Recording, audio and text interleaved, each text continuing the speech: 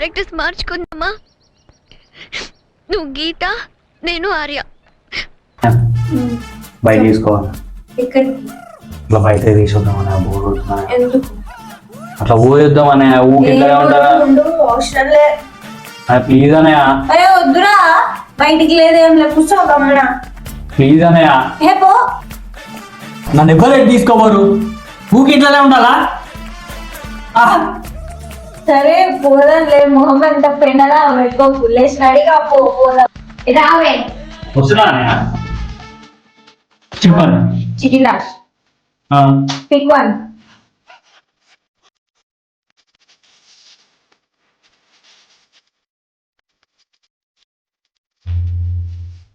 Hello, మీకు నా convenient తీసుకుని కాదు, పిక్ వన్.